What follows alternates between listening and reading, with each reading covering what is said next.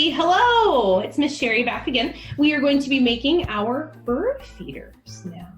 Now, you may notice there's a person here. This is Alice. She's going to be helping us out with bird feeders as well, because what we're going to do is make two of the same bird feeders, but we're going to use different food on them. So you can see we've each got a stick here that we found in our yard. Stick is a great thing to make a bird feeder from because it's biodegradable. That means it'll break up outside after a while. We are going to make another set later just because we love making bird feeders, and we're going to be using toilet paper rolls. So you probably have these at home too. You can use this as well, or anything else that will break up outside after a while. Anything else that's biodegradable is okay to use for this. So we're also going to be putting on some peanut butter. This is going to be our sticky thing to help the food stick to our stick here. Now you can use other things too. A little bit later, we also are going to be using some honey to make our second set. And this is mixed up with sun butter, right? Sun butter, which is made of sunflower seeds. So you could use a lot of different kinds of sticky things. You could even try syrup if you wanted to, for pancakes. Some things may be better than others for this experiment, but we'll see how it goes, right? And now our foods that we've chosen. So our sticks will be covered in peanut butter, and then we're gonna stick food on it. I chose Cheerios. And I chose craisins. Craisins, right? So she's got some dried fruit and I have a grain cereal. Now, important thing to think about when you're making decisions about what kinds of food you want to use for these birds is that you don't want them to have too much extra sugar in it or to be something that birds just wouldn't eat. So birds would probably eat a grain like this has wheat inside of it, right? Or a dried fruit. Or fruits, right? So fruits are another thing that a bird might eat. Now, would I take a chocolate candy bar and smear it all over my stick? No, because birds don't eat that, right? So you want to make sure that you're choosing things that birds would normally eat in nature. So outside, what kinds of stuff they would find. I guess if you wanted to look for a bunch of worms and stick them on your stick, you could. Maybe let's stick with some things that are in your home that are already safe for birds to eat, right? A little later, we're going to be using apples and birdseed. Birdseed. So regular old birdseed is going to go on our second bird feeder that we're going to make a bit later. So let's get started with our first one. Now, we're going to be putting peanut butter on our stick, but we need to remember that birds have to have a place to land on the stick, right? So they can eat from it. So we can't put peanut butter all over our stick. This stick, we're going to be using this twine to hang it up from a tree outside. So we're going to tie that twine here and here. So our peanut butter needs to be in a small space kind of on the center so that birds can land on either side, okay? So would you like to put some peanut butter on first? I can help you out. So you want to hold your stick and I'll smear it, or would you like to smear? You can. Okay, here you go. I'll hold your stick. So you just kind of smear it on the center there.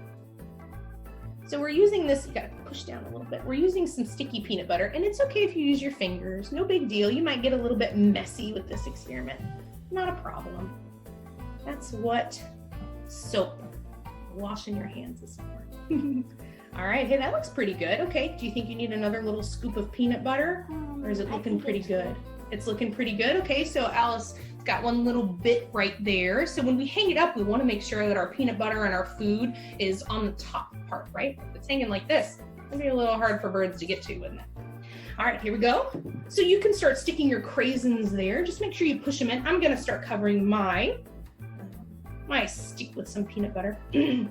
Now, we're feeding birds that we think eat stuff like nuts and seeds and fruit and grain, but there are a lot of different kinds of birds out there, aren't there? And there are a lot of different kinds of birds that eat different kinds of things. Like, what about rainbow lorikeets? Those are from Australia. They eat nectar mostly, so they drink a lot of their food from flowers. And they also will eat some fruit too, so they might enjoy our fruit sticks here. What about hummingbirds? Hummingbirds only eat nectar. So hummingbirds probably wouldn't be very interested in our fruit sticks here, would they? What about a bird? Do you know any birds that eat something different than fruit or grain?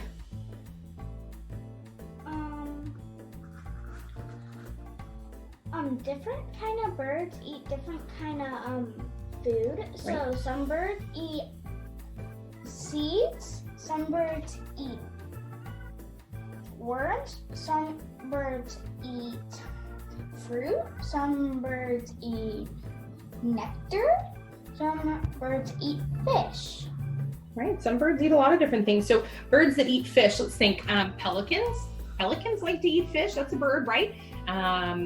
Birds that eat worms could be like ducks. Ducks love to eat worms, don't they?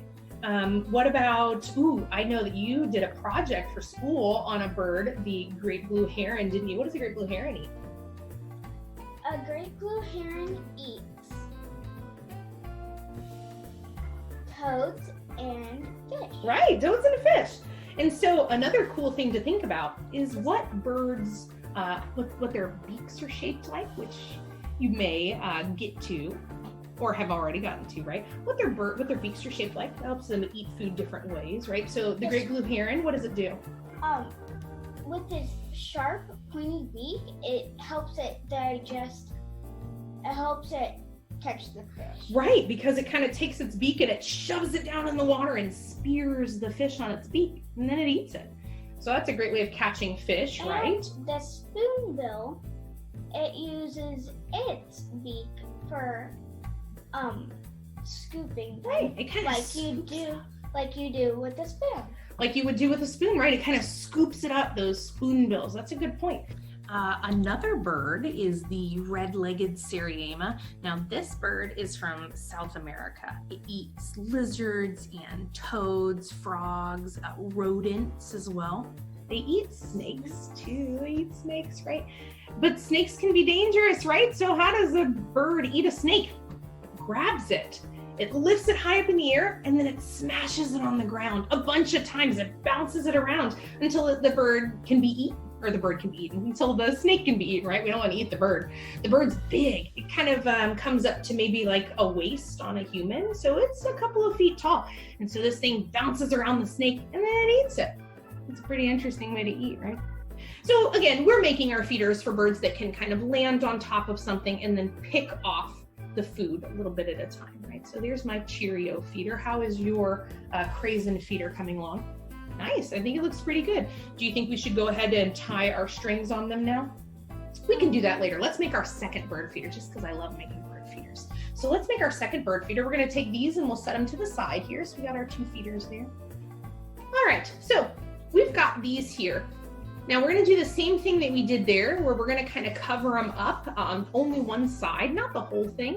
And then we're gonna be cutting the bottom open, because with this feeder, I'm actually gonna set it on top of something. I'm gonna open it up, set it on top, so this whole feeder could be filled with sticky stuff and the food of our choice.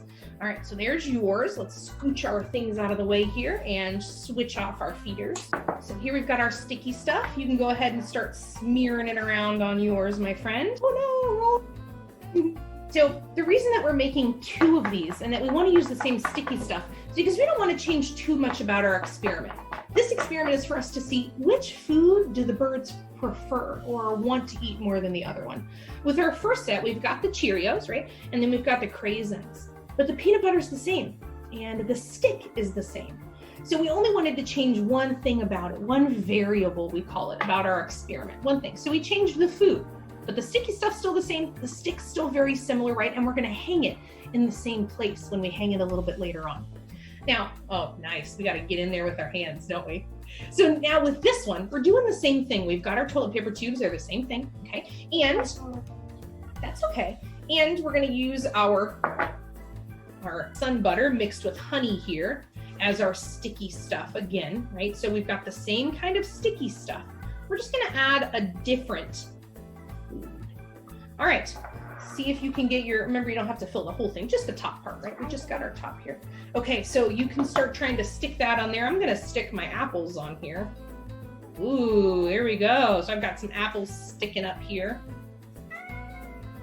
It's okay if some bits fall off. You know, I always say that sometimes science is messy, you guys. You got to get a little messy, and that's okay. Most things can be cleaned up really easily. And I don't mind if we make a little bit of a mess that we clean up later when we're doing some cool science stuff. So now, part of this do-it-yourself bird feeder experiment is that you're going to have to observe or watch with your eyes, think with your brain about what's going on with your bird feeders. And see if the birds like it, or Right. if they just annoy it. Right, they might just ignore it, or they might really enjoy it. So these are all things that we want to think about when we do experiments, right? We observe what happens once we set up our experiments. Look, I got a lot of apple bits on there, right? And then a little later, we're gonna cut them open and set it on top of something. So don't worry, I'll show you how that goes in a little while. Right, how you doing over there, my friend? Making a mess. That's okay, a little bit of a mess is okay. You may notice we put down these sheets of paper too. It's not a bad idea before you start making your bird feeder. If you lay down some newspaper. Pick it up and right, so you can use some newspaper maybe, or a big piece of paper. Just makes cleanup a little bit easier for your adult and for you. Okay, what do you think? You got everything stuck on there? There's still some Pretty close. Okay, show the camera your feeder there. So now we have sun butter with some honey and apples, sun butter with some honey, and bird seed. So it's a mix of a bunch of seeds that birds in a backyard would usually like. Right?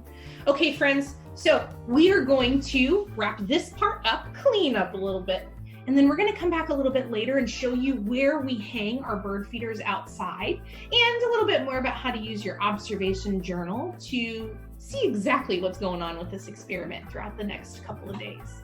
All right, friends, we'll see you in a little while. Bye. All right, friends, so I've taken my toilet paper tube and I cut down the back of it here so that I can set it on the fence. Cut my other one there too. And that way both of these are close enough that if a bird lands there, they can choose between which one they want, my bird seed or my apples on sun butter and honey.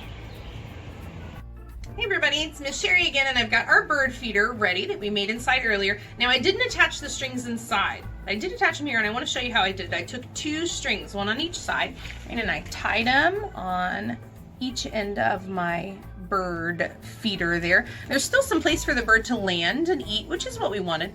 Now I did it like this so that I can loop the string on top of a branch and then tie it, right? So I don't have to put it on the very end of the branch and then loop it all the way down. You can just tie it on.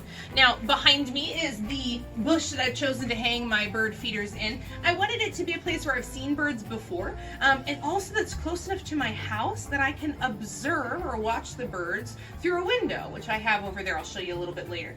And I chose a couple of branches here. I'm going to put these bird feeders really close together. That's part of our experiment, right? We only changed the food on our stick. We used the same kind of stick, and we used the same kind of sticky stuff. Because we don't want to change it too much. We want them to be very similar so that when the birds are choosing, they really are just choosing the food, not the way the stick looks or the sticky stuff that's on it. So I've got one hung here, and I've got another branch on this side. I'm going to grab my second bird feeder here, and we're going to hang up the one with Cheerios on it now. We already hung up the one with the craisins. These are going to be pretty close to each other here. So again, I want them to be close enough that the birds can choose, right? So that we can really see which food do they prefer. Do they prefer the Cheerios? Do they prefer the craisins? So I've got my bird feeders hung up here, and they are level to the ground. So what that means is they're like this. They're not at an angle. That would be pretty hard for a bird to land on, right? I want to make sure that it's a nice level surface for our birds to land on. So we've got them in our tree here in our bush, and now from here, I can see the birds really great if they land, but I can also see them from inside of my house. So my plan is, I'm going to grab my observation journal, right? And I'm going to sit by the window 5 minutes or so, a couple times a day, and I'm going to observe this area. I'm going to look at it and I'm going to see what's going on. Maybe I notice that at 8 o'clock every day when I do this experiment, I've got my observation journal, it's 8 o'clock, I sit down, maybe I observe one kind of bird that comes every morning at 8 o'clock and visits the Cheerio bird feeder. I would write that down inside of my bird journal, my observation journal. Maybe I check every day at 5 o'clock and I notice birds never come around that time. So what we want to do is collect data or information about our bird feeders. That's what our journal is for. It's to help us write down notes and to remember those things. So I want to encourage you to check the same time every day so that you get the same kind of data. It's repeating the experiment over and over and over again. We're observing over and over and over again which birds come during which times of the day and which feeder do they prefer, right? So make sure that you can view your bird feeders from a safe place. It doesn't have to be inside, it just has to be a place that's quiet where you don't spook or scare your birds while they're eating, right? You want to make sure that they feel safe or else they won't come. So I'm excited to see what birds we have here. We'll check in a little later.